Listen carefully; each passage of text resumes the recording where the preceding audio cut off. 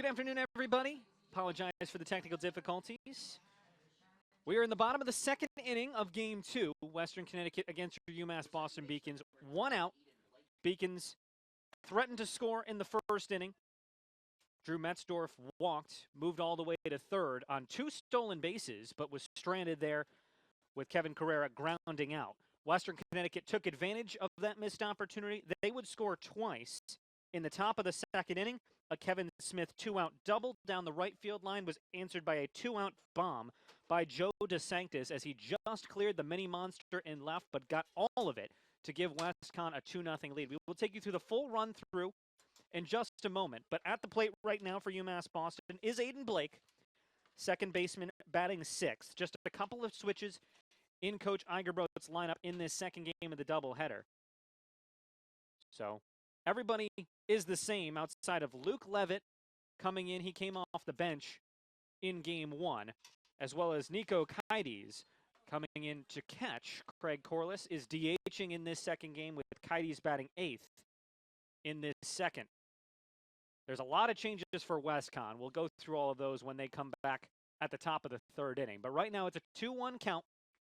Delivered to Aiden Blake by the starting hurler, Orlando Swift, who has a 2-0 lead, and he pitches this one out of the zone. We continue to get gloomier here inside of Monin Park. First pitch time for this one was 2:58. So outside of the DeSanctis homer, you haven't missed too much. Beacons did commit an error, but it did not affect the outcome of play in the second inning. And heading down to first base, Blake, oh my goodness. He gets called back to home plate. He was headed down, through the bat away. Home plate umpire for the second game. I believe the umpires just switched. So I believe it's just Brian Berry now behind the plate with Bob Bland down the base paths. Brian Berry has been consistent, but he does have about a half-second delay before he makes the ball or strike call. And so that certainly played a role there. Blake doesn't care.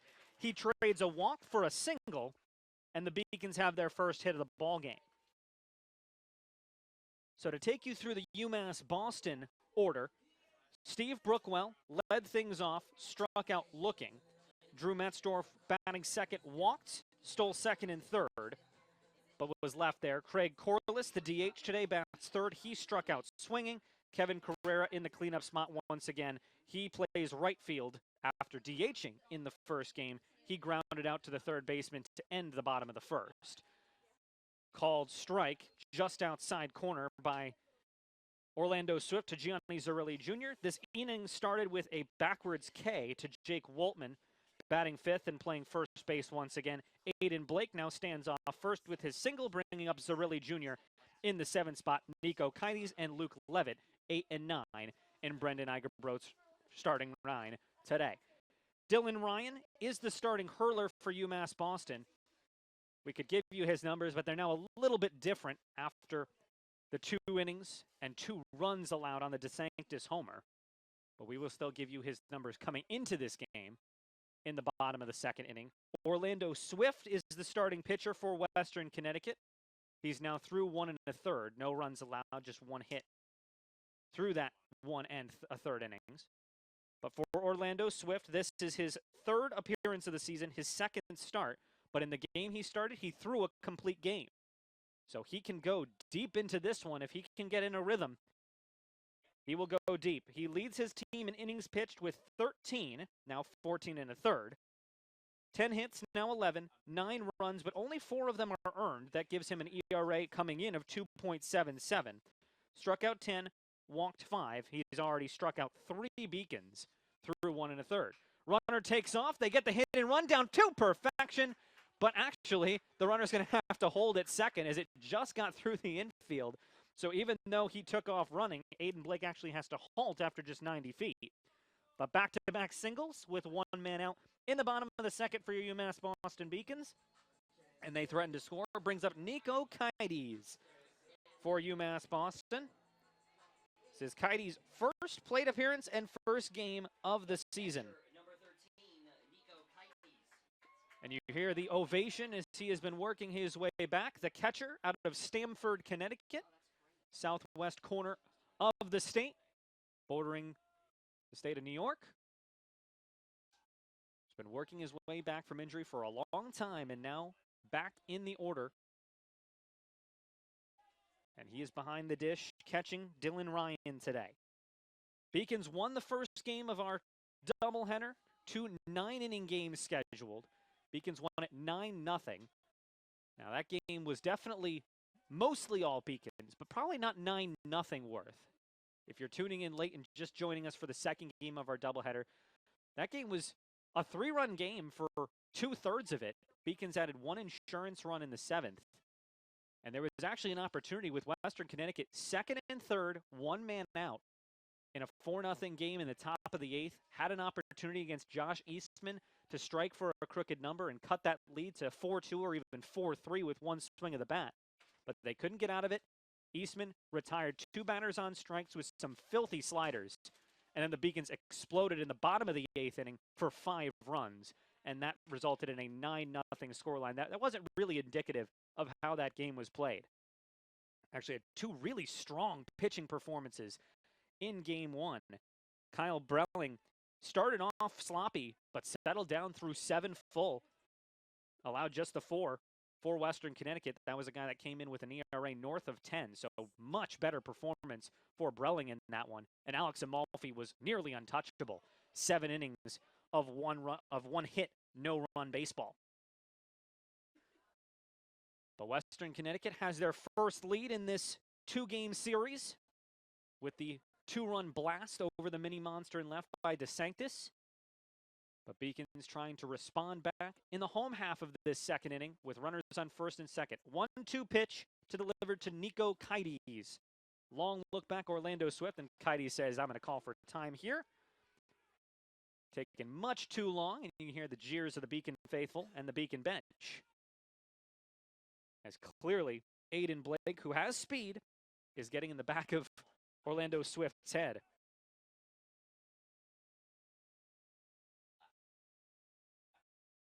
One ball, 2 strikes to the 8-hitter in his first at-bat of the season. He swings through strike 3. You get the point from Zachary Royka behind the plate. He is doing the catching today. I mentioned that Western Connecticut doing a lot of changes from game 1 to game 2. That's pretty much what we expected. Coach Igerbrodt is pretty content with his starting 9, just making a couple of tweaks. On the other side, though, for Johnny Susi, this is a team that coming into the today only had 5 qualified batters because they are constantly changing their rotation, constantly changing their 9 as this is a routine ground ball to second. Gobbled up there and thrown over to first nicely to retire the side by Jesse Dunn. And Western Connecticut gives up a couple of hits, but no runs allowed. So no runs, 2 hits, no errors, 2 men left on base, and we head to the 3rd inning in an ever gloomier Saturday afternoon. It's 2-0 WestCon. You're watching the Beacon Broadcast Network, part of the LEC Network. My name is Mason Stauff, and we'll see you in just a few seconds.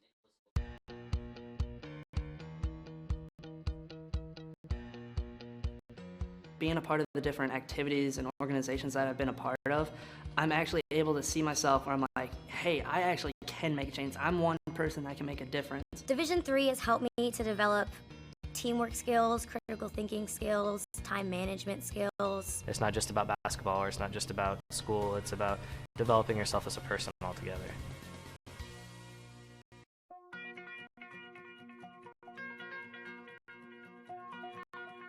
College has given me the flexibility to pursue my passions and my interests, and I've recreated my identity for myself aside from just being an athlete. My greatest personal discovery has been that I am capable of doing things that I didn't know I was capable of doing. To be able to study what I wanted to and continue to play the sport I love, all of those things came together very nicely in one package in Division III. We are in the top of the 3rd inning.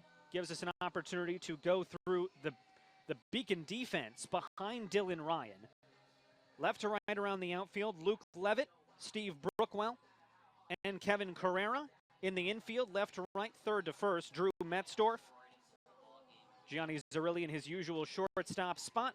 Aiden Blake at 2nd with Jake Waltman at 1st. Nico Kites, his first start of the season behind the plate, catching Dylan Ryan. 9-1-2 due up in the Western Connecticut order. Nick Lapierre, Julian Gonzalez and Zach Edwards. Over the course of this inning, we'll quickly take you through what's happened through the first 2 innings for Western Connecticut as this one fouled off of Kaide's glove. Julian Gonzalez, Zach Edwards, and Max Gregory went down 1-2-3 against Ryan in the top of the first. Gonzalez striking out, swinging, a ground out to third, and then a backwards K of Gregory as Dylan Ryan shut down the side quickly.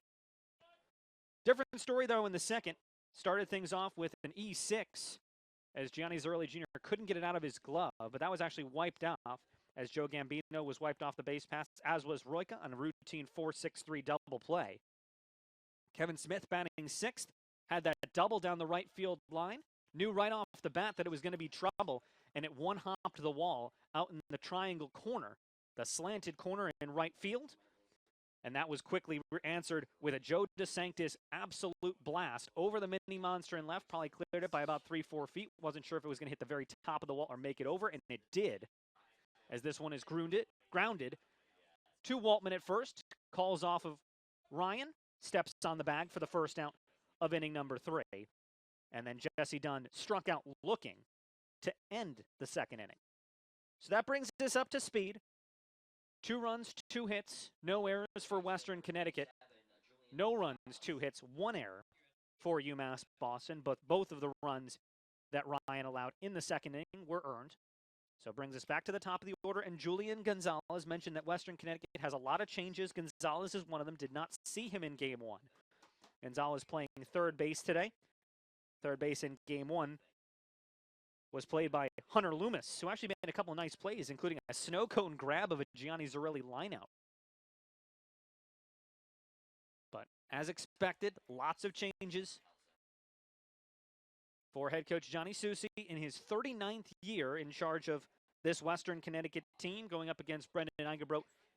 No slouch and certainly no newbie to the coaching ranks, but 18 seasons compared to 39 somehow seems like he's the newbie of the bunch. But Brendan Eigebroek, 18th year man in charge of this UMass Boston team, who currently come in with 10-2 is their record. Just the 1 loss against Concordia of Texas and the 1 loss here against MIT. Other than that, they have been excellent on the season. All year long, they have been strong, both pitching and hitting. Meanwhile, Western Connecticut, 4-6.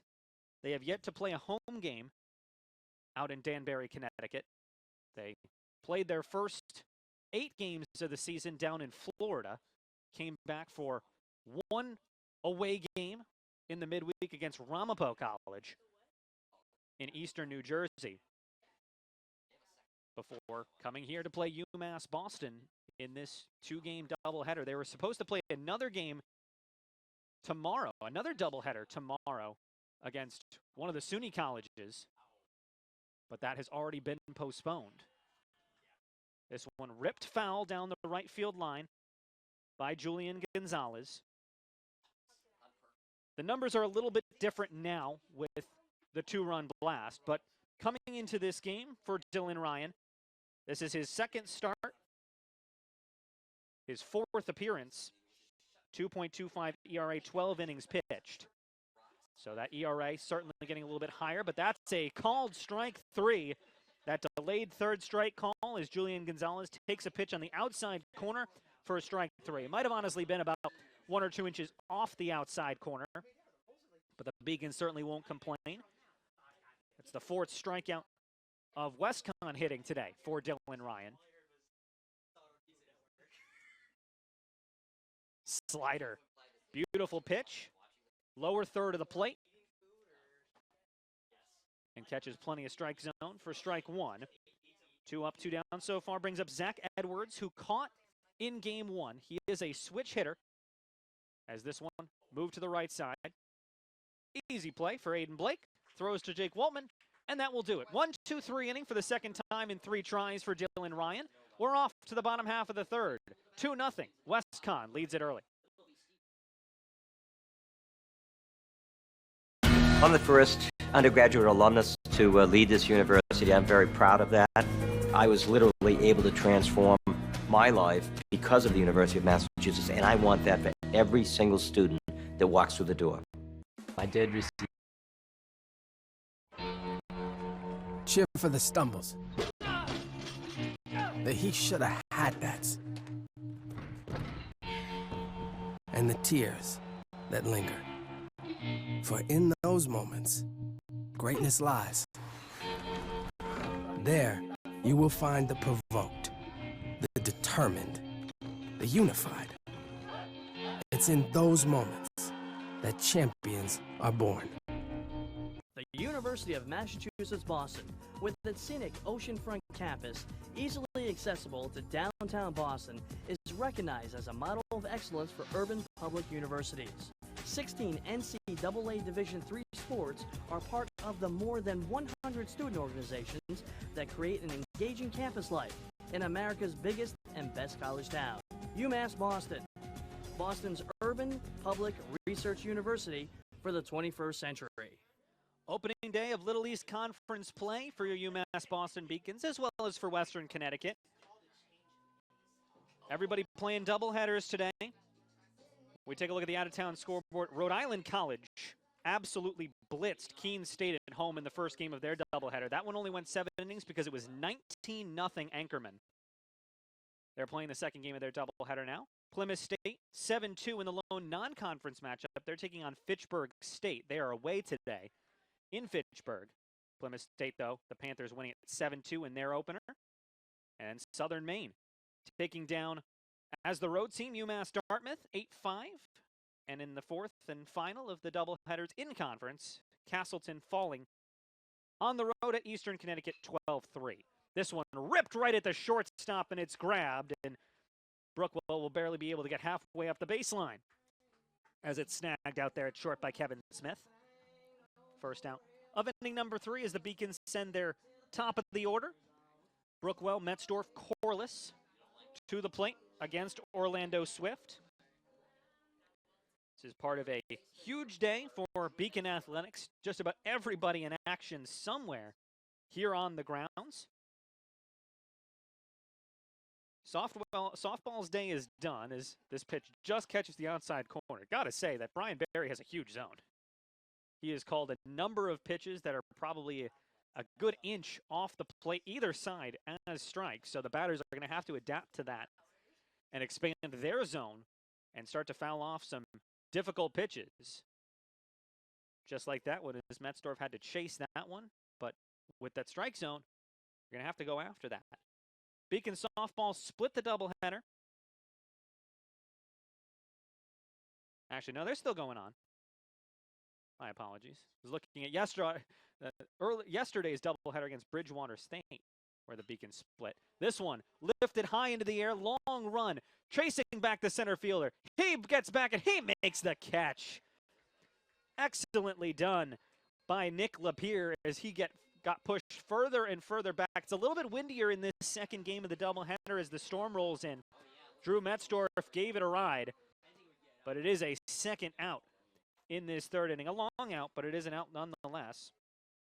Beacons are up against Salve Regina in the second game of their doubleheader.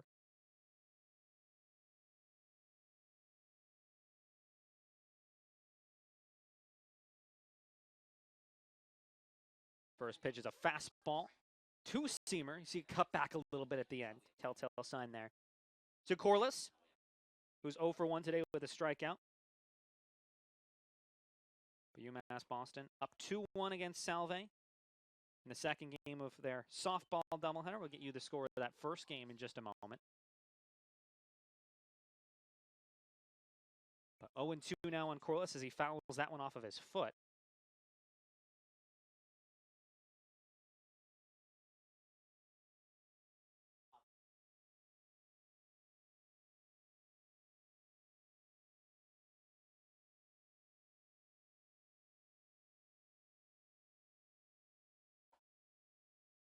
And strike 3 called against Craig Corliss. He goes down on strikes for the second time today, and it is a very strong first 3 innings for Orlando Swift. He has put zeros up on the board. The Beacons trail as we head to the middle innings. It's 2-0. WestCon on top.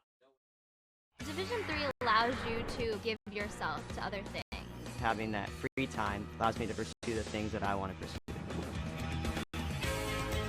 Division III athletics affords students the opportunity to, engage in the other interests in the campus and in their lives outside of that sport. It allows you to just be able to do everything you want to do. I wouldn't change it for the world.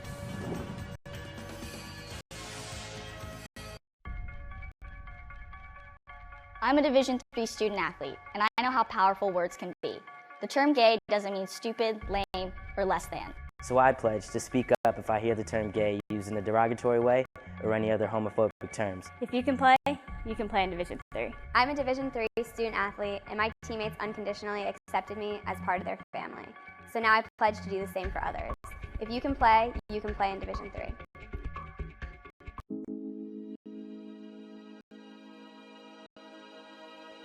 What separates UMass Boston from other schools is the fact that a large percentage of students commute. For me, it takes 2 hours each day to go to and from school, but every second has been worth it because the students that come here are serious about learning, they value their education, and understand where it'll take them in the future. This is what UMass Boston means to me.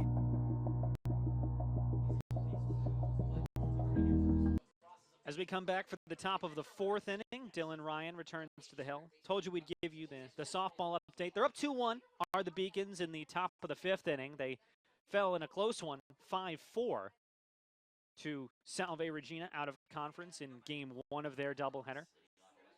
Men's lacrosse off to our left had no problem dispatching Plymouth State today. Somewhere around 17-5. We'll get you the final score on that one, but it was definitely a multi-double-digit game for the most part for the majority of that one against the Panthers. A game that has some bad blood traditionally between those two schools, but the Beacons having no problem with the Panthers today, continuing their strong start to the 2022 season. And then we also had a doubleheader for tennis against Clark. Both the men and the women playing just behind us on the tennis courts. But at this point, it's just softball and baseball playing into the late afternoon hours here in Boston, Massachusetts. It started as a beautiful day, but we knew as it went on we could potentially have some rain in the forecast. But I still think we've had a pretty strong day to start as Zarilli gobbles this one up, fires to Waltman across the diamond to retire Max Gregory for the first out in the top of the fourth. But looking at the forecast originally coming into today, it looked like the rain could start potentially around the 2 to 3 o'clock hour, and we look like we could get to the 4 o'clock hour, and we still have yet to see any rainfall, but would be probably asking a little bit too much if we played this full 9-inning game under clear skies. As this one is ripped between short and third. Jumping on the first pitch, Joe Gambino. He had one of just only 2 hits in that first game of the doubleheader. He was the only player to get a hit off of Alex Amalfi. So Gambino continues his, we'll say, quote-unquote, hot hitting in this doubleheader. There hasn't really been a lot of hitting at all for Western Connecticut. DeSanctis, his 2-run homer is the only runs that Western Connecticut has scored. Now 12 innings into this doubleheader. Gregory, Gambino, Edwards, and Smith are the 4 of the 9 that Western Connecticut did not change in their order. They are batting in different places in the order, but they are playing in both games of the doubleheader. And that was to be expected. Coming into today, the only player who has played in every game for Western Connecticut, now 10 games, that is Max Gregory. And he was the player that was retired to start this inning, but he is the only player that has played and has also started all 10 games for WestCon this season, as they have toyed with their lineup constantly, trying to find the 9 that they think will give them the best chance of competing in this Little East Conference this season, which is due to play a full slate for the first time in now 3 years. Feels great to have traditional full season baseball back, as this one catches the outside corner. A little bit of frustration from Zachary Royka, the catcher, but that has been called as a strike today, that outside corner, and even beyond it a little bit from Brian Berry. You wonder if the Storm has anything to play with that. Do you want this game to go too long and risk not being able to finish. There's not supposed to be thunder and lightning in the forecast, but still, the rain comes down and you have to be careful, particularly with the pitching staff. A wet baseball so difficult to throw, and it is obviously a safety concern for the batters if there's too much rainfall, even with this beautiful artificial turf that makes things easy to drain and play on. But throwing a wet baseball is certainly not easy. The 0-1 is sliced foul off the bat of the left-handed Kevin Smith, playing shortstop, and he had that double down the right field line that set up the DeSanctis homer. That brought us to the current 2-0 scoreline that we have as we enter the middle innings, 4, 5, and 6, here at Monin Park on a Saturday afternoon. Deja vu as he does the exact same thing, same exact location in foul territory. Still ahead in the count, though, 0-2 is Dylan Ryan.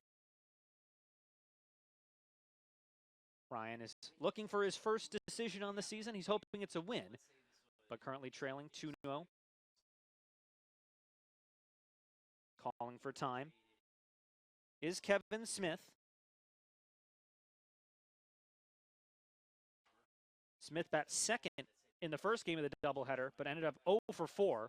A strikeout, a pop out, ground into a double play, and a ground out back to the first baseman. This one scoots away on a wild pitch, advancing 90 feet is Joe Gambino. It was going to be a tough play for Nico Kites. He got a good block on it, but alert to it was a runner on first base, and he moves up to second. So runner in scoring position, now 2 men out, but still 1 strike away from getting out of it is Dylan Ryan against Kevin Smith.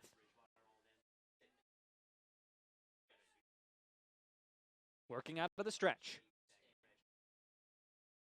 Kicks, fires, right back to him. He gloves it, drops it, picks it up, and tosses to Waltman for the out. Great hand-eye coordination by Dylan Ryan. Could not have gone right up the middle any more than that. A little bit unlucky as Kevin Smith got plenty of aluminum on it, but that will end the inning. So no runs on the 1 hit, no errors, 1 man left on base. To the bottom of the 4th, 2-0, WestCon on top. UMass Boston was my first choice because when I came to the campus, I saw that there was a lot of diversity. There's a lot of people. Here, there's a lot of international students, so it's really cool to meet people from different countries, different parts of the world. I'm Julia Murphy. I'm from Canton, Massachusetts. I'm Olivia Murphy. I'm from Canton, Massachusetts. We're sisters. We're sisters. I play volleyball and she plays basketball. Here they have a freshman success community. So each major has their own community that you can join as a freshman, and you take classes with them, you do study groups with them. So it was really helpful getting to know people in your major right away. So in health exercise sciences, we have an internship at the end, so it's so much better to have like an advisor helping you out, like telling you which classes to choose.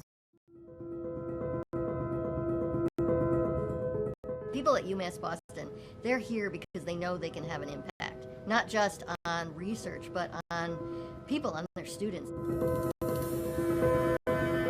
This is just a starting point. It only has potential to grow, and it has a big potential to grow up. You're really having a direct impact on people's lives, and you can see that now, and you can see that years from now. So I think it's becoming like the place that people want to go. What UMass Boston is able to offer to its young people.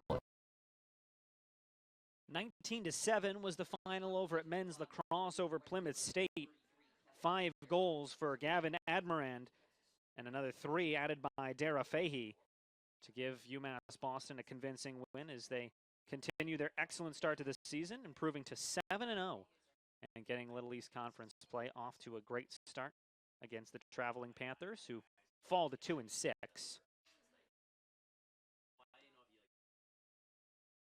For the Beacons in the bottom of the 4th, Kevin Carrera, Jake Waltman, and Aiden Blake.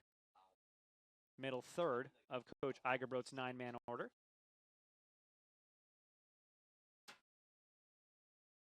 Out of the zone from Orlando Swift, who has thrown 3 shutout innings to start things. Can't say that Coach Susie has not gotten good starting pitching today. Brelling was just out-dueled by Amalfi, who was nigh untouchable. But Brelling, after 3 shaky innings, actually settled down, pitched 4 more really strong innings, just allowed 1 more run after that. but gave Western Connecticut an opportunity in that 8th inning to potentially strike back and make that a close game. But WestCon couldn't get it done. Beacons scored 5 in the bottom of the 8th, and the rest is history. They ended up winning that one 9-0. But it was very close to a mercy rule game, and one that, in the grand scheme of things, probably shouldn't have been. But the Beacons will certainly take it as they hit double-digit victories in just their 12th game of the year. This one, lofted foul into the track over at BC High. 3 balls, 2 strikes to Kevin Carrera, grounded out to the first baseman unassisted in the first inning.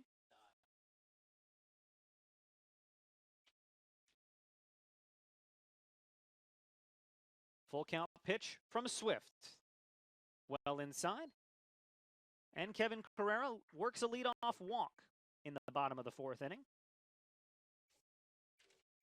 Carrera in game 1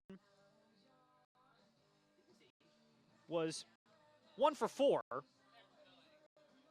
Had a single and an RBI in the first inning, then got put out by fly out, ground out, and pop out his next 3 at-bats before R.J. Menert came in to pinch hit in that rallying 8th inning and ended up with a 2-run single, did R.J. Menert, for his first runs batted into the season. So leadoff man aboard, brings up Jake Waltman, put out via the backwards K in his first at-bat in game 2.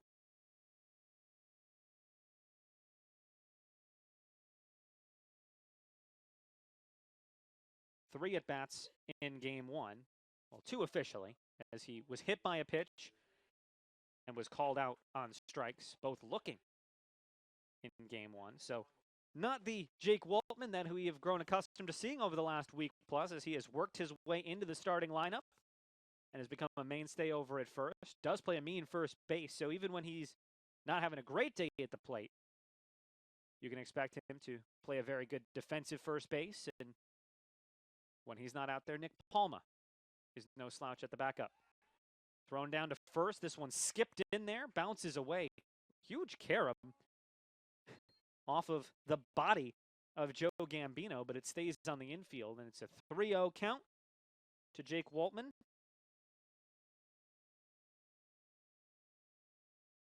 Actually count 2 balls and a strike.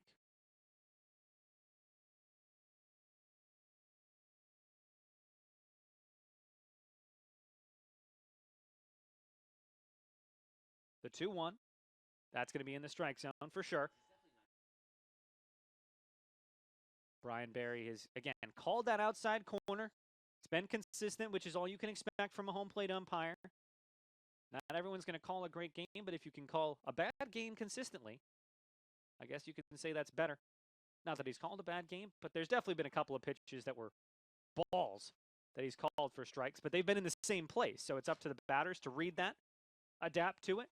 And if you're a right-hander, got to be able to go with the pitch, drive it to the opposite field. Easier said than done, but that's what you should be doing on those outside pitches that you're going to have to go after because they're going to be called strikes. Can you go with the pitch, drive it between second and first? Slider down into the turf. Well blocked by Zachary Royka.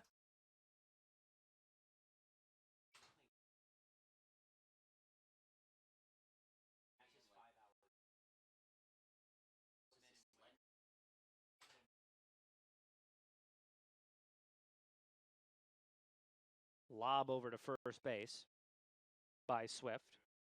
This is a WestCon order right now that has 2 Joes, 2 Zacharys, and 2 other J names in the 9 for this one. Jesse, 2 Joes, Julian, Zach, and Zachary. This one swung on, fouled back by Waltman.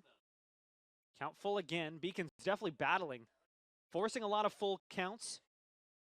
It's the one thing that Brelling didn't do in the first game is he didn't get too deep into counts that allowed him to go 7 innings. Whereas Swift, even though he's putting zeros up on the scoreboard, is being forced to work by the Beacon hitting. Talked about it as one of our keys to the first game is being patient at the plate, and that certainly does not change in this second game of our doubleheader. The 3-2 to Waltman. Runner takes off, chopped to the third baseman.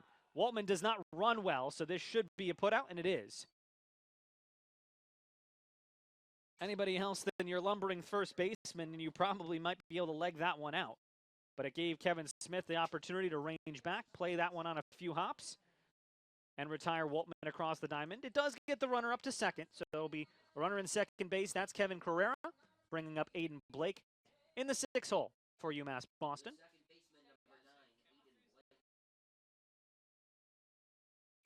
Blake singled in the 2nd, so working on a 1-for-1 day. Trying to cut this lead in half.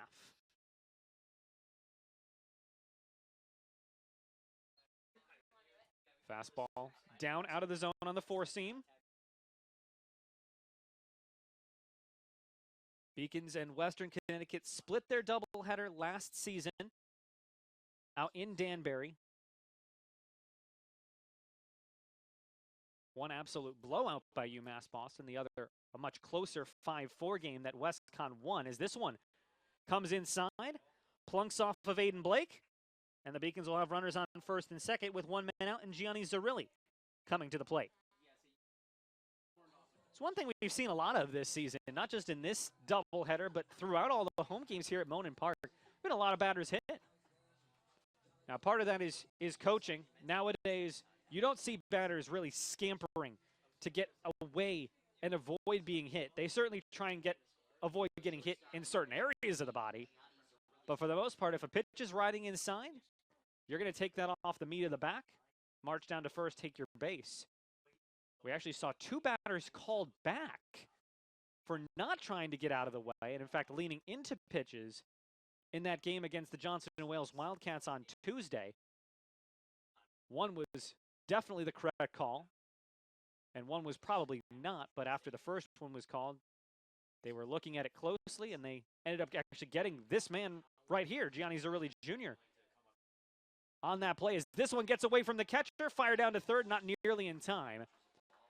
And a wild pitch just gets enough away from Zachary Royka to allow Kevin Carrera and Aiden Blake to advance into scoring position. So second and third, and just 1 man out. And now the Beacons have an opportunity to plate 2 with anything that escapes the infield.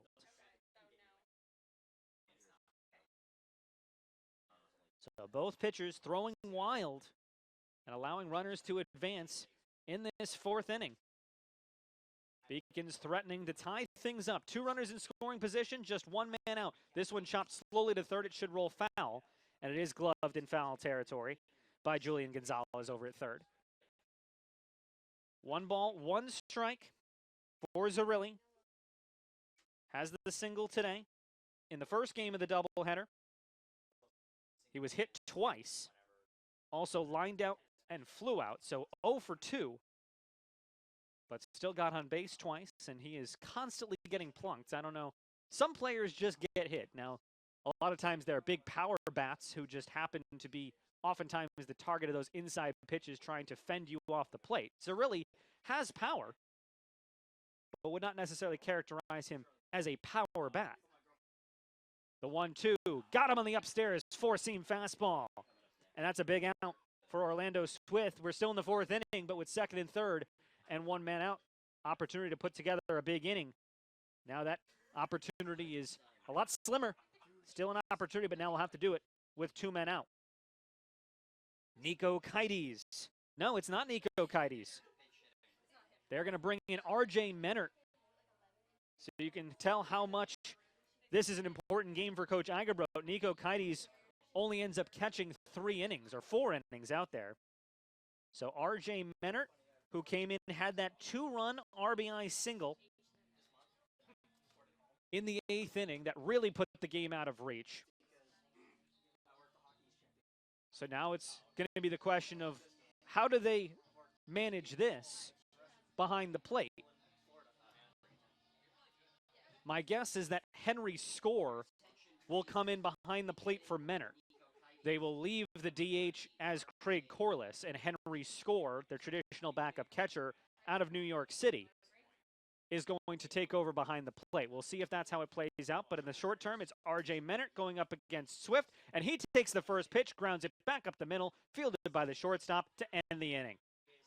So the pinch hit of R.J. Menert for Nico Kites does not pay off. He grounds out 6-3. And despite the Beacons getting a couple of runners on base by the walk and hit by pitch, they cannot score. No runs, no hits, no errors, 2 critical runners left on base. We're off to the top of the 5th inning. We near the midpoint. It's WestCon 2 and your Beacons nothing.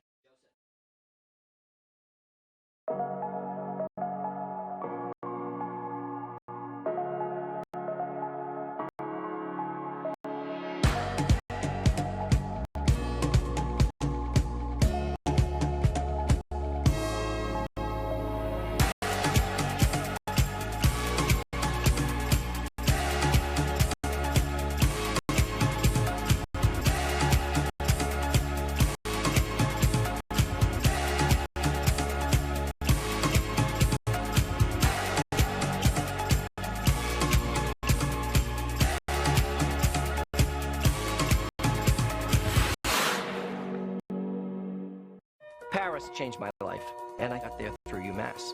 Those very specific seminal moments in Paris. The subway. A man in a tuxedo walked in, and a woman in a long gown. And it was stunning. It all hit me. It was like a lightning bolt. There was this world of beauty and style that I wanted to be a part of. That was the beginning of the journey. And that all came through the University of Massachusetts. And that was really a key moment for me. It's one of those moments you never forget.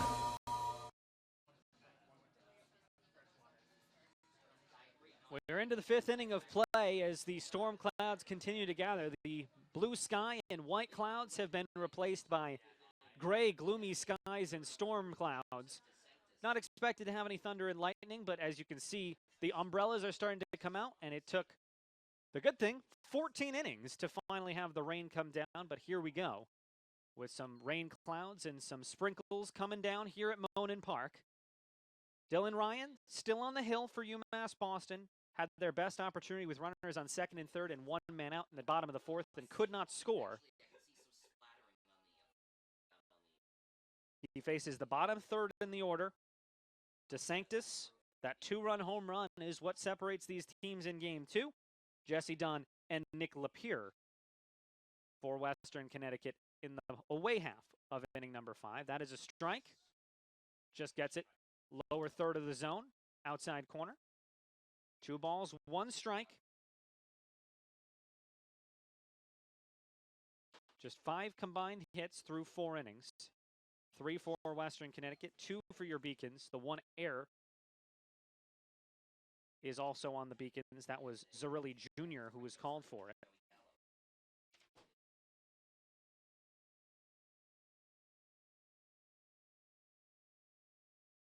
Actually, the first error of the season on Gianni Zerilli is down on strikes is Joe DeSanctis.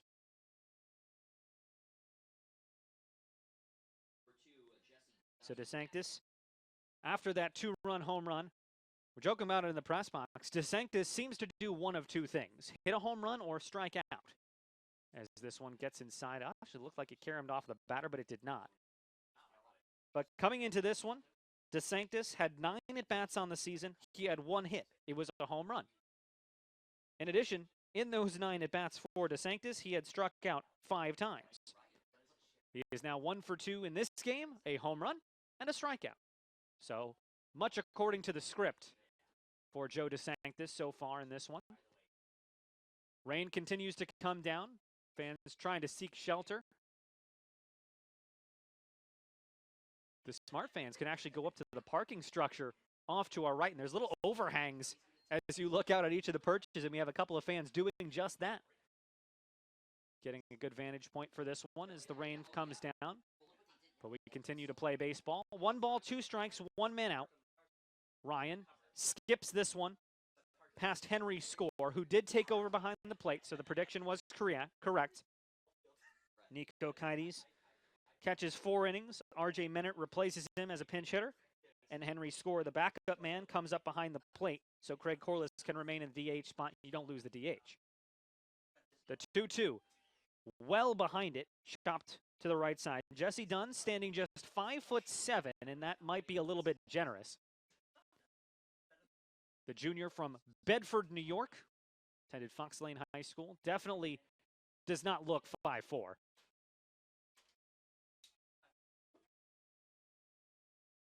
Two balls, two strikes, one out. He takes this one. He serves this to right. This might get down, and it will. Darting over and trying to cut it off is Kevin Carrera, and he does a great job of it.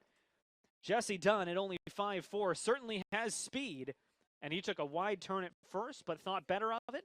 Holds up at first base, and you got to give credit to a hustling Kevin Carrera to get over there and cut it off before it got to the wall. So it's a one-out single for Jesse Dunn, fourth hit of the day for Western Connecticut hitting. Brings up the 9-man, Nick Lapierre. Beacons have turned a double play in this game already, and they turned a couple of them in the first game. This one squirts past Henry's score, and that's going to be a pass ball. Beat him on the slider. Came back, hard movement, but Henry's score definitely will want that one back. It wasn't even in the dirt. I think it just got past him. Might have got crossed up on the signs. That sometimes happens as well. And if that's a cross-up on the signs, then that's partially on the pitcher, partially on the hitter as well. So moving up to second base on the pass ball, Jesse Dunn, and I guess all that hustle for Carrera ended up being for nothing. That will move the runner 90 feet. Routine ground ball right side, handled easily by Aiden Blake over to Waltman for the second out of the inning. Moving over to third is Dunn.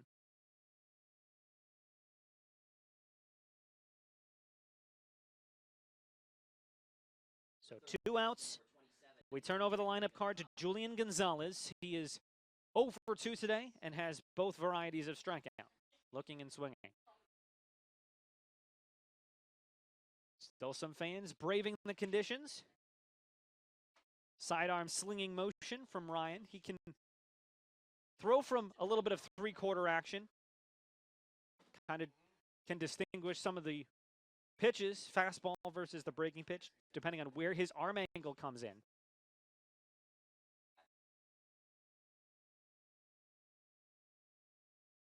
Even though that ball was dropped, it is a strike.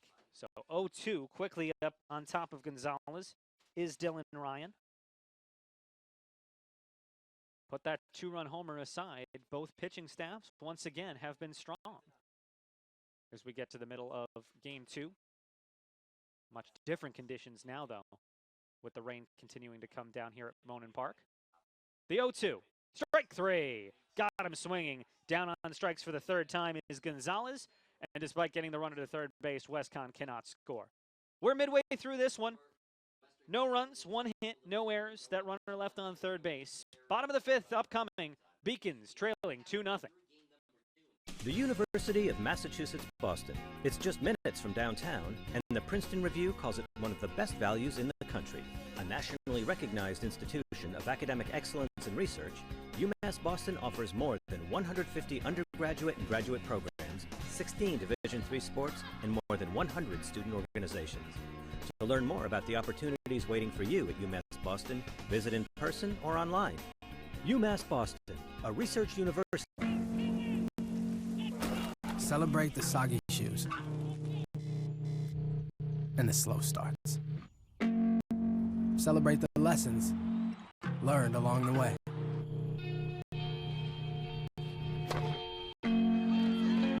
These are the wins.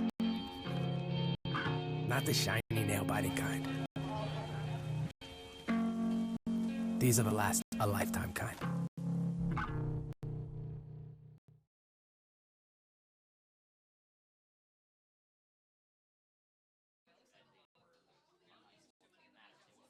We continue to play through the rain at Monin Park on a Saturday afternoon.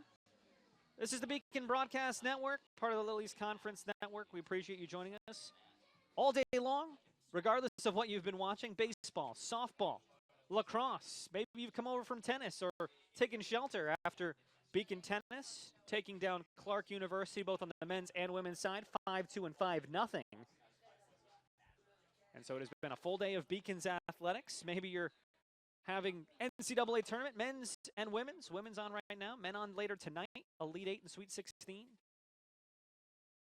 Despite the rainy conditions, there is no shortage of fantastic sports on this Saturday, and there's nothing you'd rather do in the month of March. It is the best month of the season. You got just about every sport going on. Spring training is baseball, NBA, NHL, NFL, lots of player movement.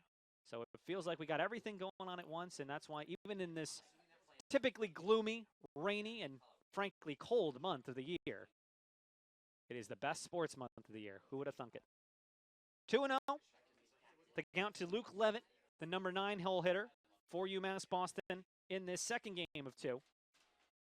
Came in as a pinch hitter in the first game, so we have seen him in both games, but he started the second game out and left. Thomas Q getting at least the first part of this game off. We'll see if Tom Q comes in later on today, but Q struggled in his 3 plate appearances in the first game, went 0 for 3 with 2 strikeouts. Strike is called to Luke Levitt, grounded to the second baseman with 2 runners on base in the second inning. Beacons have threatened in 2 out of the 4 innings. Actually, you'd say 3 out of the 4. They've gotten runners in scoring position in all but the 3rd inning when they were sent down in order. And they work another leadoff walk. Second straight inning that they have worked a leadoff walk, and 3rd time in 4 innings that they have worked to walk in any capacity. So you walk the 9-hole hitter. That usually bodes poorly for the outcome of the inning. Let's see if the Beacons can make that old cliche come true. As brings back up Steve Brookwell. Had a strong game 1, but is 0 for 2 with a strikeout and a line out here in game 2. He squares to bunt. Fastball outside. Beacons entered this one with a record of 10-2. They are now 6-1 at home here at Monin Park. Just the 1 loss against MIT, but they have an outstanding away record as well, 4-1.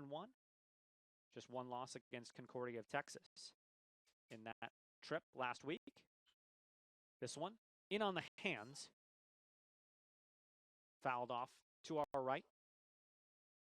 Mason Stelf on the call for this one. Appreciate you joining us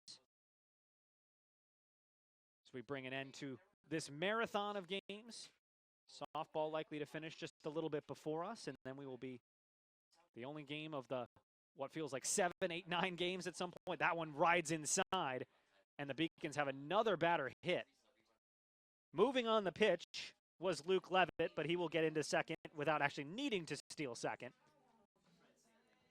So Brookwell on first, took it to the meat of the back. That's where you want to take it. It's uncomfortable, but you'll be fine. Can have just a red welt after this one. Beacons were able to get runners on second and third, but couldn't score in the 4th. Now they have 2 runners on and nobody out in the 5th. Drew Metzdorf is going to get summoned to a conference. You see Coach Eigerbrodt do this quite a bit. I'd actually say you probably see UMass Boston do their, we call them mound visits. They're really pitching or coaching visits. Normally we call them mound visits because that's where they take place. But I actually see Coach Eigerbrodt more often have a conversation with his hitting team and bring all the base coaches in, bring everybody at the plate, on deck, in the hole, get everything set up, more so than they'll actually go and have a conversation at the mound. So an interesting strategy that Coach Eigerbrodt likes to use, but you won't typically see nearly as many mound visits from him, whereas typically teams will use their conversations with their pitcher. But in a 2-0 game, when you've been battling against the elements, you're battling against a pitcher who hasn't been flawless today, but when he's needed to get outs, Orlando Swift has done so. This is a big inning for UMass Boston. Tying runs are on base. Lead run stands at the plate. First pitch is outside to Drew Metzdorf. Metzdorf has speed. We've already seen him steal 2 bases in the same appearance. Reached on a walk in the first, stole second and third before flying out to center in the 3rd inning. This one chopped on the 3rd baseline, foul. Count evens at 1-1. Rain continues to fall. Even more important for the pitcher to try and find a way to throw strikes, but it's so difficult to get a grip on the baseball when the rain comes down, that can lead to some wild throws. Really important for the catcher to be on your toes because you might have some pitches spiked in there or sail high, and you have to be ready to get out of your crouch and save a couple of plays. 1-1 to Metzdorf. Runners take off. Double steal. They throw down to third. Not in time. And the Beacons execute the double steal, and that's why, again, you have that meeting to the right side. That's in that conversation. It's what's our responsibilities at the plate, but it's also if we like what we're seeing, we're going to take off. Both Brookwell and Levitt have tremendous speed, and they do the double steal, and the Beacons have second and third, and nobody out in the bottom of the fifth. Long look from Swift. Kicks, deals, inside. Looked like Metzdorf actually might have been trying to take that one on the arm, and that's exactly what we saw against the Wildcats on Tuesday. They got called back a couple of times because you extend that arm, make yourself bigger. Technically cannot get hit by a pitch, or you shouldn't be allowed to be hit by a pitch. 3-1 up the middle, off the pitcher's glove. This will score one. Gloved by the shortstop. It sails high, and the Beacons are going to tie the game. It's out of play, so the runners all should be able to advance one base. Actually, no, it didn't go out of play. I thought it was out of play. So it's going to be a base hit. That's what it's going to be ruled. So Metzdorf, with his speed, is going to be given a single. So Luke Levitt scores on the RBI single. And then Brookwell is going to be allowed to score on the E5, sailed high. I think the first baseman still probably should have gloved that, but since it pulled him off the bag, you're usually not going to give it to the first baseman. So it's going to be an E5, or E6, excuse me, as it was grounded to short. And the Beacons have tied this game at 2. I thought it left the field of play. I actually thought it went into the Beacon dugout, but they're going to say it didn't. And so as a result, Drew Metzdorf is still at first, and now actually they're having a conversation here. What's the conversation between Coach Eigerbrodt and the base umpire, Bob Bland? I think he's just trying to straighten one thing out. And now, as a result of Coach Eigerbrodt having that conversation with Bob Bland, now Coach Johnny Susie is saying, all right, now I'm going to have a conversation with you and see what's up. Just wanted to know what Coach Eigerbrodt was asking about. So, a little bit of walkie-talkie telephone taking place with the base umpire, Bob Bland, who is behind the plate for our first game. And we will resume play with still nobody out in the inning. 2 runs across. Craig Corliss at the dish. And the Beacons in a tie ball game now. Oh, they try and go right off the bat. They try and catch the pitcher sleeping. It didn't work, but he throws it away.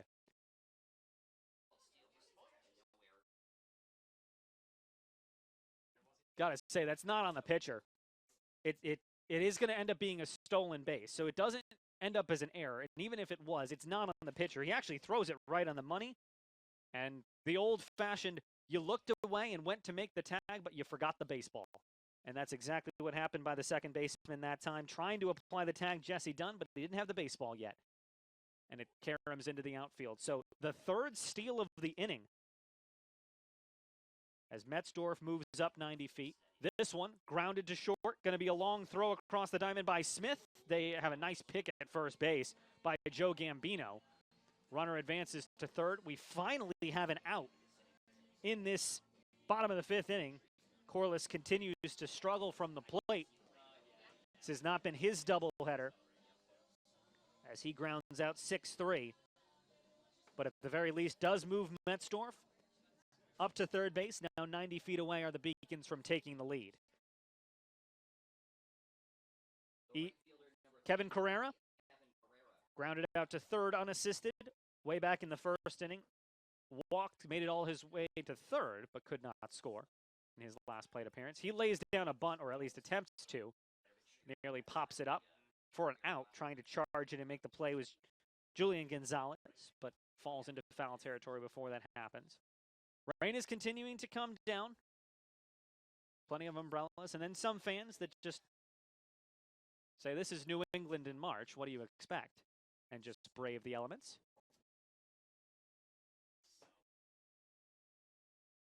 0 on the count on Carrera. Jake Waltman waits on deck. Swung on and missed. Fastball. That was power over positioning. Went to the outside part of the plate, but definitely was just trying to dial back and throw as hard of a four-seamer as you can, get the batter to face, and hopefully be behind it, and that's what happened. No balls and 2 strikes. Swift is trying to work out of trouble and at least keep this a tie game. This one, grounded to second. They do not go home. The Beacons are going to take the lead. It's an RBI ground out by Kevin Carrera, and the Beacons have a 3-2 advantage.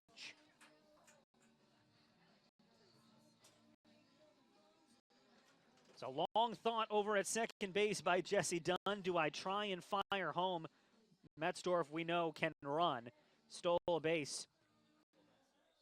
Probably should have been out, but he took off before the pitcher even delivered to steal second. But you look back, and it is a stolen base, but you wonder if Dunn can snag that play from the pitcher and apply the tag. Metzdorf looked like he would have been out by about a half a step.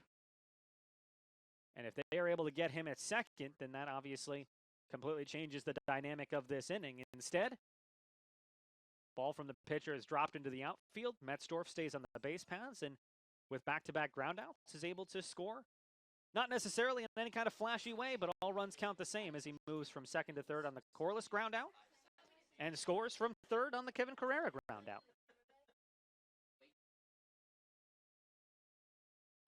So 3 runs in this bottom of the 5th, and the Beacons have turned this game around, and now it's going to be on WestCon to come from behind.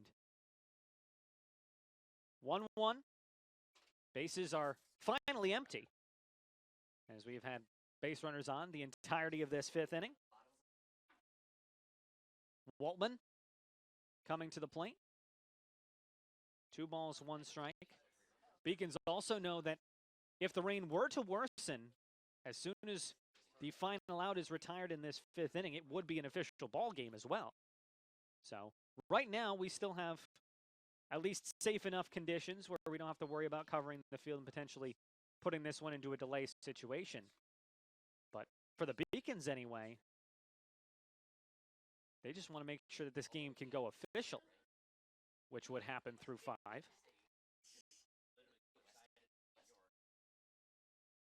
Jake Waltman, 6'3", 225 pounds, from a much sunnier part of the country in March, Encinitas, California.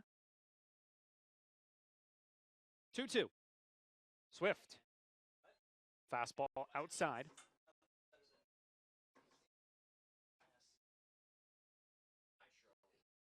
Count runs full. It's become a very long 5th inning as the Beacons have come back from 2-0 down to take a 3-2 lead. And they've only done it on 1 hit. I feel like that hurts more necessarily than the 3 runs scored is how the Beacons got it. A walk, a hit by pitch, a single. And all those players have come around to score as Waltman works ball 4. He heads down to first base and brings up the 7th man in this inning to come to the plate, Aiden Blake.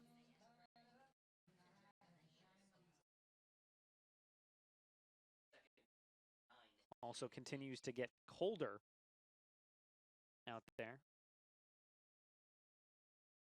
Low 50s today.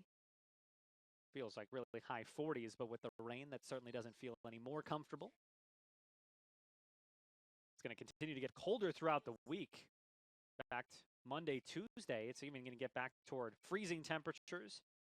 Month of March is just so infuriating here in New England. You can have days that are 75 and give you false hope that it's going to become springtime, and then you have suddenly snow and frost cover just 48 hours later. We saw that a couple weeks back in the reverse where we had the snowstorm before the game against the LaSalle Lasers. And you were like, well, are you going to be able to have a baseball game the next day after a snowstorm? Well, yeah, because it then got 70 degrees and sunny and melted all the snow in 24 hours. So,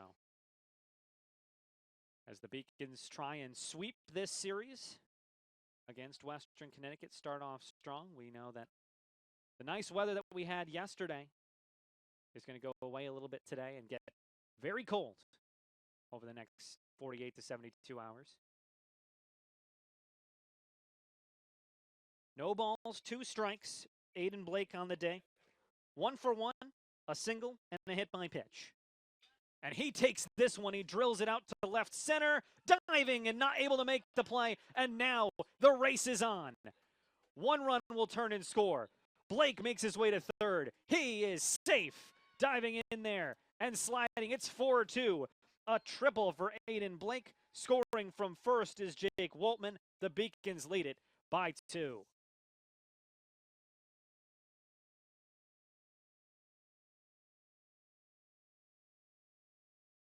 This game has not necessarily been distinguished, and this whole doubleheader has not necessarily been distinguished by extra baggers. We have a couple of doubles. That's our first triple, and then the 1 home run by DeSanctis, which is still the entirety of the WestCon offense now through a whole game and a half. That is all of their runs on 1 swing of the bat. And now they are in a 4-2 situation, and just as we saw in game 1, Coach Susi is letting Orlando Swift battle through this. Whereas he is more than willing to change and adjust his rotation in terms of the batting order. He's not making any in-game switches. He did not make a single switch in his batting order in game 1. No pinch hitters, no pinch runners, nothing like that. Just the 1 switch of pitcher, or 2 switches of pitcher, as this one. Grounded to third, bobbled a couple of times. Gonzalez gets him by a half a step, and that will end this long bottom of the 5th inning. The Beacons score 4 times. They do it only on 2 hits. They leave 1 runner on base, and as we go to the top of the 6th inning, the Beacons have turned things around. It's 4-2.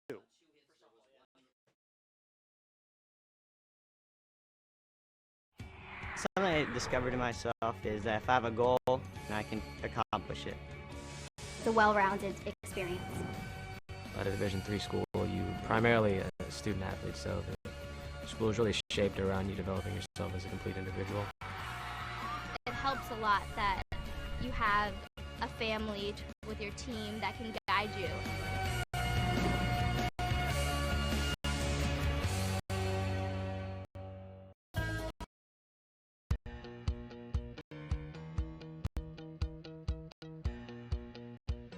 Being a part of the different activities and organizations that I've been a part of, I'm actually able to see myself where I'm like, hey, I actually can make a change. I'm one person that can make a difference. Division III has helped me to develop teamwork skills, critical thinking skills, time management skills. It's not just about basketball, or it's not just about school. It's about developing yourself as a person altogether.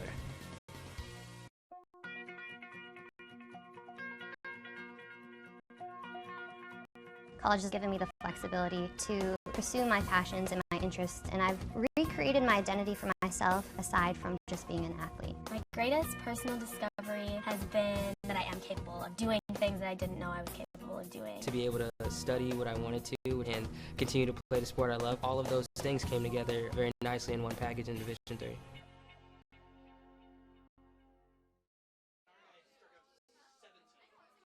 Beacons have turned this score on its head, went into the bottom of the 5th, down 2, they leave up 2. Dylan Ryan now in a position to get the win. Just the 2-run home run by DeSanctis. Other than that, he has been stellar for UMass Boston. Squaring to bunt, then pulling the bat back is Zach Edwards. Mentioned Edwards was the catcher for game 1. He's now in left field for game 2. He fields right-handed, he bats left-handed. Old art for that. 2 balls, no strikes. Beacons sent 8 men to the plate in the home half of the 4th. They scored 4 times, and they only did it on 2 hits. Metzdorf had his single and the RBI triple by Aiden Blake. But they had some help as that one is sailed to the right side. Long run, ranging back, settling under it, and making the play. Out in right field is Kevin Carrera. First out of the inning, but the Beacons also got the help of a walk, a hit batter, and just moving the play around. Got it as well, that error that allowed another run to score on the overthrow from the shortstop.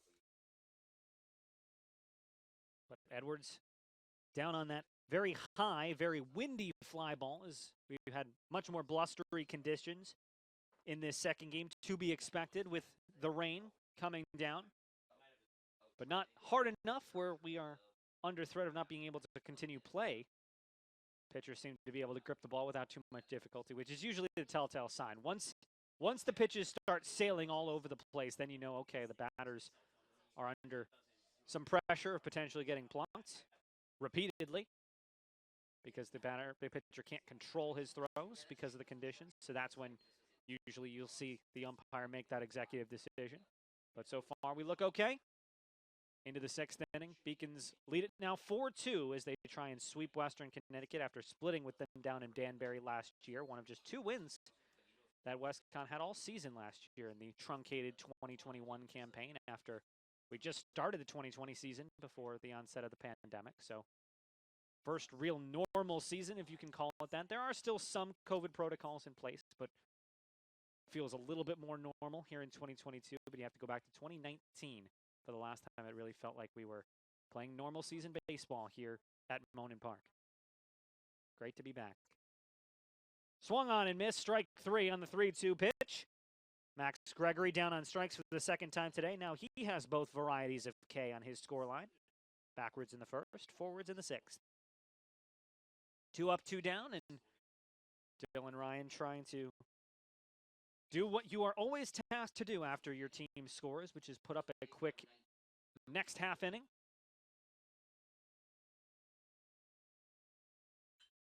This one whipped down the left field side, but foul.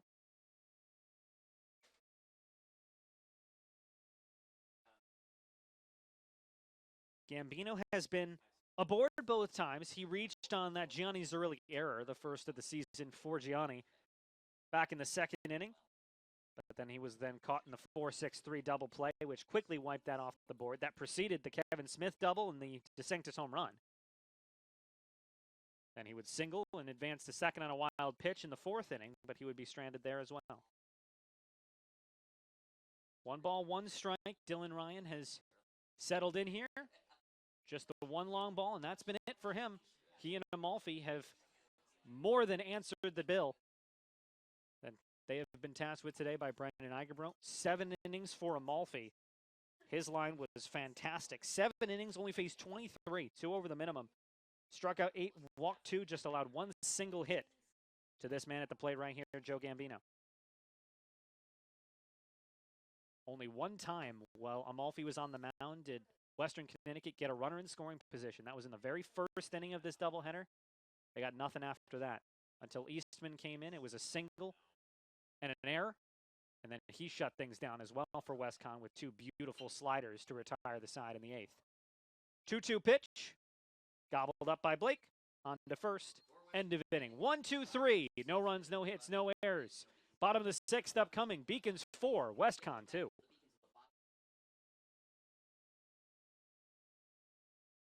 I'm the first undergraduate alumnus to lead this university. I'm very proud of that.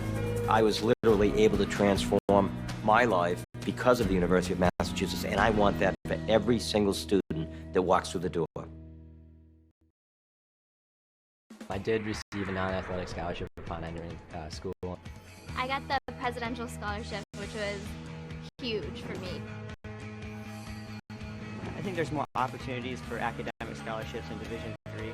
I did receive academic scholarships. Just being involved on campus, being a leader, all those things combined kind of get me recognized. It's a great experience for me.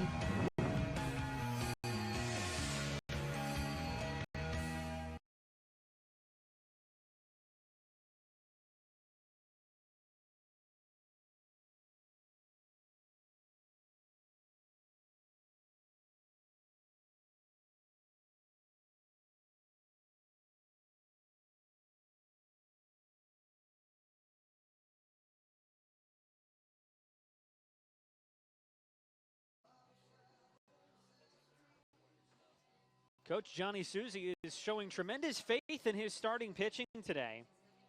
After 3 innings of game 1, you really thought maybe Kyle Browning would be done, but no, he ended up going 7. And Orlando Swift, scoreless through 4, gets tattooed a bit in the 5th. gives up 4 runs, but he is still out there in the 6th inning as UMass Boston has taken a 4-2 lead, and now they are going to try and add to that and strengthen their advantage. They will have 8, 9, and 1 due up to the plate. Henry Score will have his first plate appearance. Nico Kites started things behind the plate. First game in a couple of years for him after injury. He struck out swinging. He was replaced by R.J. Menert in a 2nd and 3rd and 2-out situation, but Menert grounded out on the first pitch he saw.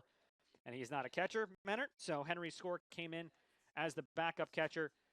He's behind the plate now, and he gets his first appearance of the day at the dish.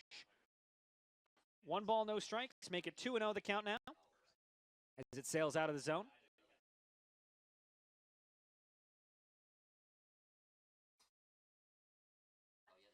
Score, Levitt, and Brookwell to come to the plate for UMass Boston in the home half of inning number 6.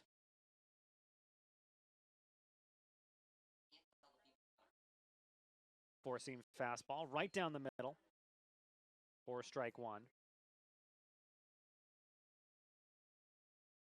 Nothing but rain clouds right now. There is some patches of clear sky, but for the most part, we do expect it to continue raining for the majority, if not the entirety, of the remainder of this game, which is why it's so important that the Beacons took their lead, knowing that if things do get worse and we have to pause at any point, we are now at a full game, and the Beacons are in a position where they would be the victors if we had to call this one early. Hopefully we don't. You never want to win a game in a truncated fashion. You'll take it when you get it. But it is still fun to have doubleheader baseball from Monin Park. It's a Saturday. The conditions aren't great, but you want to finish strong. And both these teams want to get as much baseball in as they can. The players themselves, they just love playing baseball. As Score takes that one inside for ball 4. And we emphasize just how long it's been since we've had normal baseball. So for these players, many of whom have really not been able to play, either at all in their college careers or minimally. Sometimes if you're a senior, this is the first time you've really had an opportunity to show out since your freshman year. So everybody, of course, getting an extra year if they would like to use it in the NCAA, but that's always a question of whether or not your school has the graduate programs that you're looking for and you want to stay for an extra year. Many do, but many do not as well. Squaring to bunt, definitely offered at it. Called strike 1 against Luke Levitt. Levitt has speed, so if he lays it down, it's for sack bunt purposes, but he could leg one out. If the players at the corners are not alert to it, Julian Gonzalez will probably crouch in from that third base bag, with Joe Gambino currently having to hold on the player at first, Henry Score. Score not necessarily a threat to run, but you still got to hold him on. This one, lined down to the left fielder, grabbed by Zach Edwards, the catcher from game 1. First out of the inning. Back to the top. Brookwell hit by a pitch and scoring a run his last time around in the 5th. Also backwards K and a line out in innings 1 and 3 respectively so far. Brookwell did have a really strong first game. He was on base 4 of the 5 times he came to the plate. He walked and scored in the first, singled and drove in a run in the second, walked in the 4th, flew out to right in the 7th, then was hit by a pitch again. He was hit by a pitch with the bases loaded, so got an RBI there, and then made his way around to score as well in that 5-run bottom of the 8th inning for UMass Boston, an inning that turned what was at the time a 4-0 semi-close game into a 9-0 blowout.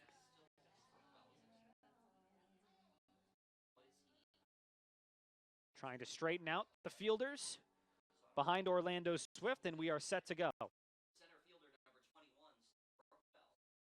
Henry scores at first. Leadoff walk for UMass Boston. That has been something that we've heard several times. He takes off, catcher running, gets down to second, and he is not in time. The ball actually got away from the second baseman, so it makes it an easy call. When Jesse Dunn laid that tag down, I thought that Henry Score's legs were actually in the air, and I think he might have been out. But because Jesse Dunn couldn't handle the baseball, it results in a stolen base. for Henry's score. When your backup catcher can run, it's only an added benefit.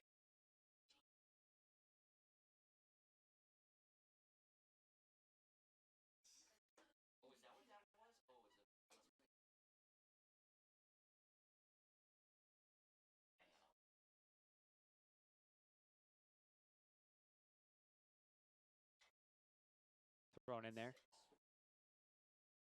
Mariano Jimenez is pinch running for Henry's score. So, wasn't sure why it was Henry's score running, and that a little bit makes more sense now.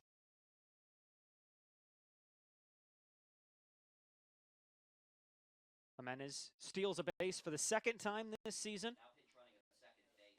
And so now we get to play more catcher roulette on who's going to come in the bottom half of this inning, or top half of the next one. So Jimenez is on second. Pitch comes in low to Steve Brookwell. Drew Metzdorf is in the on-deck circle. Craig Corliss in the hole for UMass Boston, trying to add to what is currently a 4-2 lead.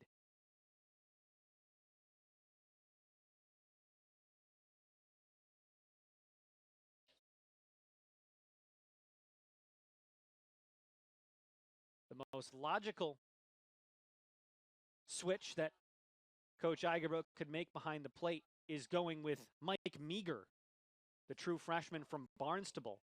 You don't really want to lose your DH, so the likelihood that Corliss goes back there is minimal. So I'm guessing it's going to be Meager who takes over for Score, who took over for Kites.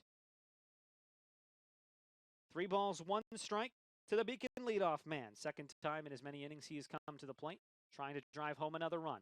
Jimenez leads off second, dancing off and being patrolled by the shortstop behind him. This one bounces in there. It's going to allow the runner to get up 90 feet. And he took a wide turn. Jimenez gambled with potentially coming home and trying to score on a ball 4. Probably makes the smart decision. Stays at third, and I think that is going to be it. As Johnny Susie makes his way out to the mound, Orlando Swift's day looks like it is going to be done after 5 1/3.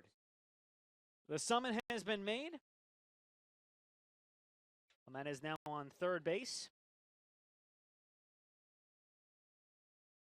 Advanced on the wild pitch, ball 4. Brookwell is now on base for the 6th time today. And what's astonishing is he has done that with just a single hit. He has walked twice in the first game and been hit by a pitch twice.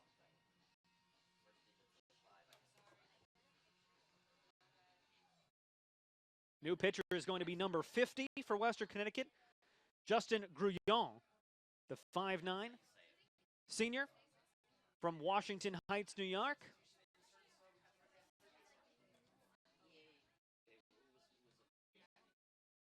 So Orlando Swift is done, but we can't close the book on him with the runners on first and third. He's responsible for both of them. For Grullon,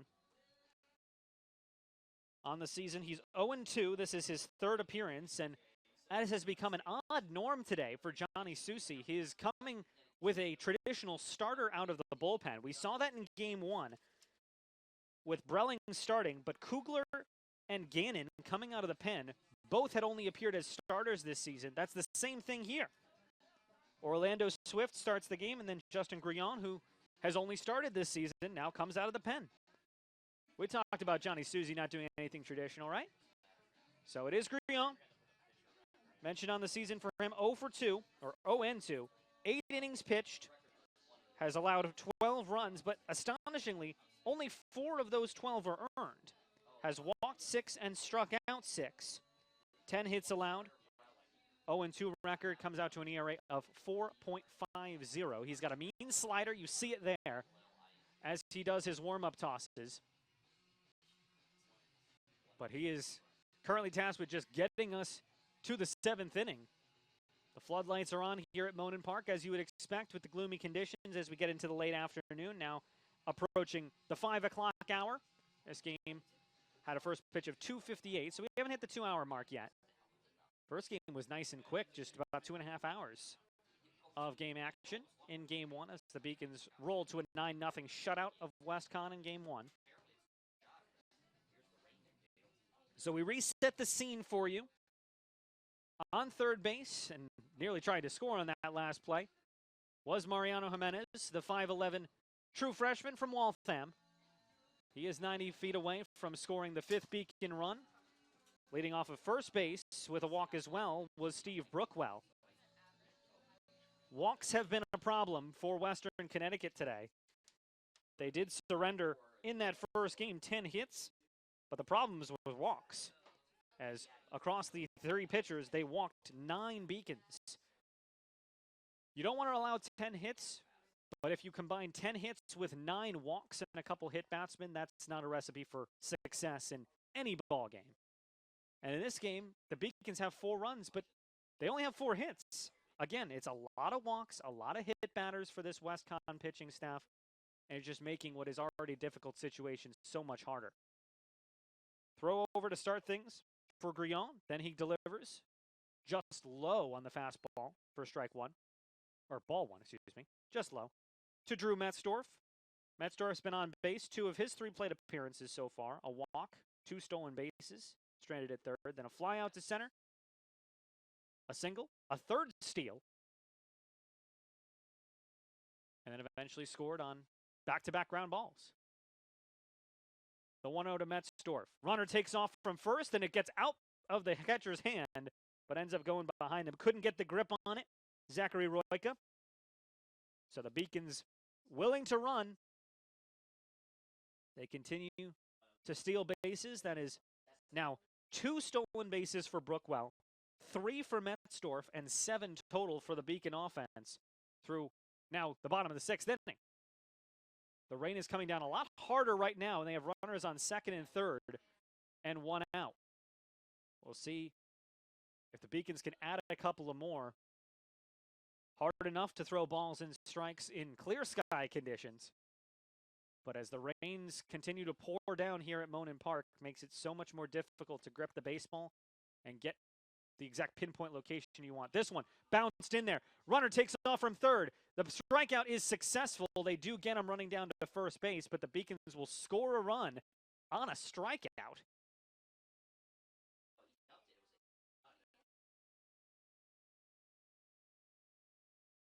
Actually looked like he laid it down. I thought that it was bounced in there. I don't think he got on it, but it is going to be a ground out to the pitcher, and the Beacons will take advantage of it. Acts as effectively a sacrifice squeeze. So Metzdorf out at first, gets the RBI. Scampering home is Jimenez for a now 5th Beacon run.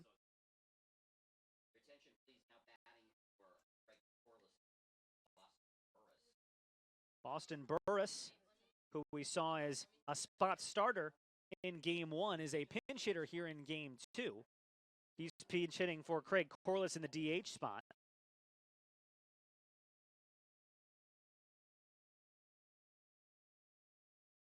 Beacons have 2 men out. Brookwell is on third. Strike call, 2 balls and a strike to the Beacon 3 spot. Craig Corliss, we mentioned, has not had his prototypical day at the plate. Struggled in Game 1. He did go 1 for 3, but struck out his last 2 plate appearances. Worked 2 walks, had a single, but has not had the productive Game 2 that he would look for to follow that up with another 2 strikeouts and a ground out to the shortstop. So his day is done, and it's Boston Burris, who started Game 1 at third base, was eventually lifted for Drew Metzdorf in the 6th inning. But Boston Burris did have what at the time looked like a pretty timely and important hit. RBI single came around to score. Or, no, a single that came around to score did Boston Burris. Had his first hit as this one gets away, and they do not react. It's going to be a wild pitch, but that is poor game management and poor situational awareness by Zachary Royka behind the plate. It is ball 4, but Royka just started walking toward it, did not realize that as soon as that one got away, Steve Brookwell was coming home. And so Brookwell has great situational awareness. Boston Burtis is on with another Beacon walk. And disappointing play from Zachary Roinka has allowed the Beacons to score a 6th run and extend their lead out to 6-2. It's another inning where the Beacons have scored multiple runs, and again, no hits in this entire inning. A walk, another walk, stolen base, another walk, so 3 walks, couple of stolen bases, fielder's choice, wild pitch. It has just been self-inflicted error, as you would call it. Yes, you have to be up at the plate and you have to have the batter's eye to draw those walks, but you can't necessarily say that the Beacons have had any problem taking the pitches. They haven't been close. Just like that one. That's not necessarily good hitting. There's not a hitter on the planet who should be chasing that pitch. So, Swift struggled to start things, and Justin Brion has not been able to get out of trouble at all either. Those 2 runs are credited to Orlando Swift, so he is on the hook for all 6 that the Beacons have scored in this one. So we'll be able to give you his numbers in the top of the 7th. It is now pouring down outside. The slightest bit of semi-clear sky is way out in the distance in left field. But we are in nothing but gray cloud cover right now. And it is the 4th walk of the inning surrendered by Western Connecticut, and things continue to go to bad for worse. And that is going to be it for now. The umpire has decided that the rain is coming down too heavily to continue. So this is not the game being called, at least not yet. We are in the bottom of the 6th inning. It is a 6-2 Beacons lead, but Western Connecticut was wild coming into the inning. The wind has not the rain has not helped that, and the Beacons have scored 2 runs, and they have done it on the back of multiple wild pitches, hit batsmen, and 4 walks, along with some very timely base running, mind you. So we pause here at Monin Park. We bring things in. The teams will retreat to their dugouts, and we may or may not have more baseball for you later on, but right now we pause after 5 2/3 innings of play. We are off to the bottom of the 6th. The Beacons lead it by a score of 6-2. Cheer for the stumbles. That he should have had bats. And the tears that linger. For in those moments, greatness lies. There, you will find the provoked, the determined, the unified. It's in those moments that champions are born.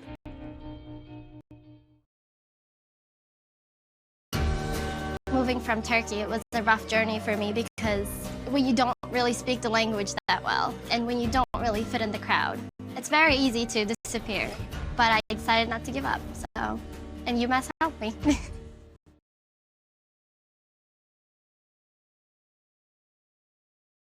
The University of Massachusetts Boston, with its scenic oceanfront campus, easily accessible to downtown Boston, is recognized as a model of excellence for urban public universities. 16 NCAA Division III sports are part of the more than 100 student organizations that create an engaging campus life in America's biggest and best college town. UMass Boston, Boston's urban public research university for the 21st century. Division III allows you to give yourself to other things. Having that free time allows me to pursue the things that I want to pursue. Division III athletics affords students the opportunity to, engage in the other interests in their campus and in their lives outside of that sport. It allows you to just be able to do everything you want to do. I wouldn't change it for the world.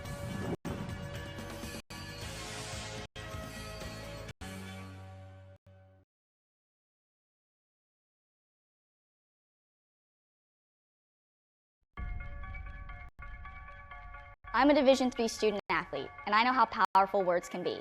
The term gay doesn't mean stupid, lame, less than. So I pledge to speak up if I hear the term gay used in a derogatory way or any other homophobic terms. If you can play in Division III. I'm a Division III student athlete, and my teammates unconditionally accepted me as part of their family. So now I pledge to do the same for others. If you can play in Division III.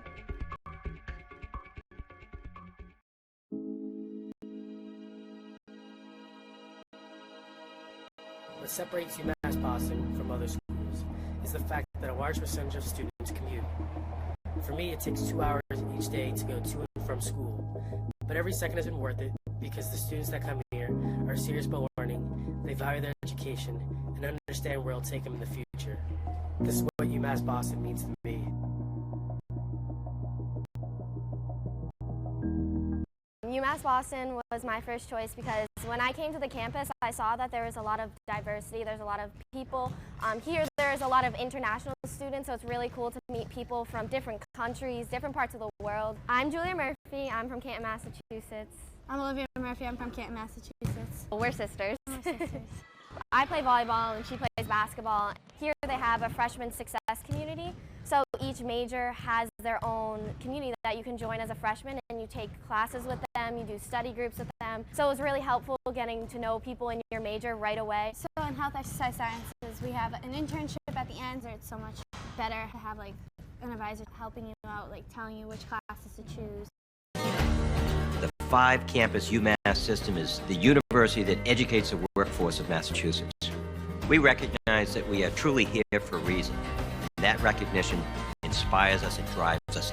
Paris changed my life, and I got there through UMass. Those very specific seminal moments in Paris. The subway. A man in a tuxedo walked in, and a woman in a long gown. And it was stunning. It all hit me. It was like a lightning bolt. There was this world of beauty and style that I wanted to be a part of. That was the beginning of the journey. And that all came through the University of Massachusetts. And that was really a key moment for me. It's one of those. The University of Massachusetts Boston. It's just minutes from downtown, and the Princeton Review calls it one of the best values in the country. A nationally recognized institution of academic excellence and research, UMass Boston offers more than 150 undergraduate and graduate programs, 16 Division III sports, and more than 100 student organizations. To learn more about the opportunities waiting for you at UMass Boston, visit in person or online. UMass Boston, a research university.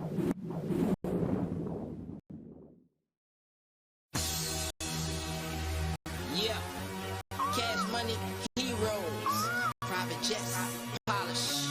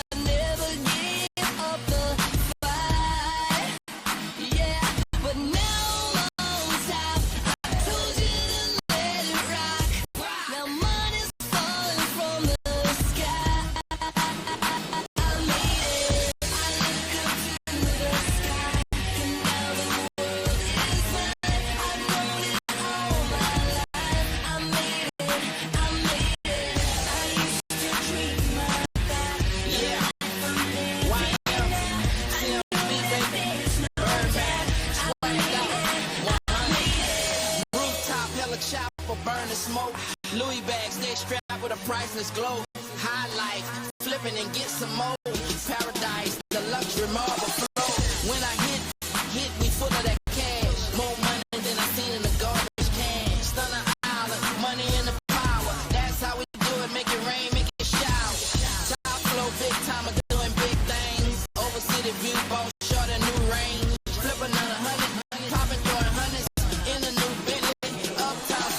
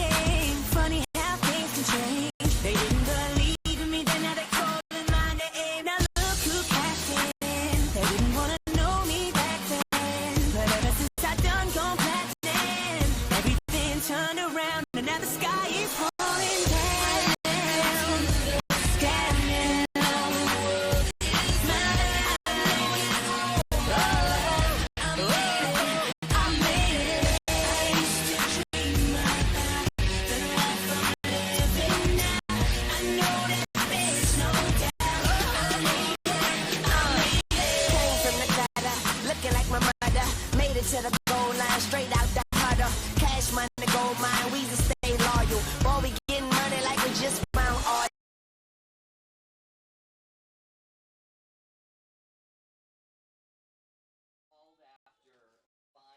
So we bring you back, and we do have a final, as you can see on your screens. UMass Boston taking down Western Connecticut.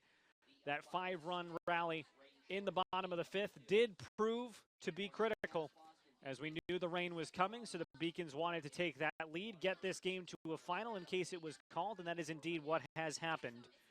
So 5 2/3 is all we were able to get in. The Beacons did get 2 more runs in the 6th, but they got all they needed in the 5th inning. And so this game is called. It is a final. It will obviously not be rescheduled because we were able to get through 5 innings. So UMass Boston does not actually get 2 9-inning games in against Western Connecticut, but they do get the sweep. They improve on the season to an outstanding 11-2. And they get the first 2 wins in conference play of this 2022 season. Western Connecticut falling today to 4-7. They dropped to 0-2 in conference play, of course, as well through that. The winning pitcher is Dylan Ryan. He essentially gets a complete game out of all this. The Beacons did not have to go to the bullpen, so he threw his 6 innings of work, surrendered 4 hits, 2 runs, and that was nearly enough as it gets the Beacons over the line. Orlando Swift does take the loss. He was lifted after 5 1/3 innings. Justin Brion was on the mound when that game was called, but that is all that we will have from this one. As the Beacons get 6 runs, they do it on only 4 hits, but the key is that it comes down to walks, as Orlando Swift walked 6 in his 5 1/3, and then when Brion came out there, he also walked 2 more. So the Beacons only 4 hits in this game, but they drew 8 walks, multiple hit batsmen, a couple of wild pitches as well. All the Beacons needed. You don't always have to win it pretty. And they do that today as they sweep Western Connecticut in this Saturday afternoon doubleheader. So that brings us to an end of another Beacons broadcast. Beacons will be back home right here in just a couple of days as they will take on Brandeis on Tuesday afternoon. 3 o'clock start in a game that is supposed to be very cold. The high on Tuesday currently looking right around 33. So we will be bundled up, but it should be a nice day for baseball. And so we will be here as the Beacons take on the Judges in a 3 o'clock first pitch.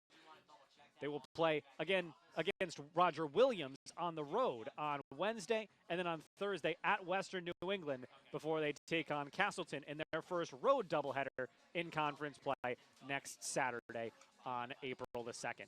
So we thank everyone on our production team here at UMass Boston as you see that upcoming schedule. Allie Crawford, our producer. Nick Suma and Gina Albano, our directors. MJ Murphy on replay when we had it. Danny Colazzo, Elena Albano, Sarah St. Surin, and Sage Sori on cameras today. And we got to give a big hand to those camera operators for being out there in the rain and sticking through it until this game was called.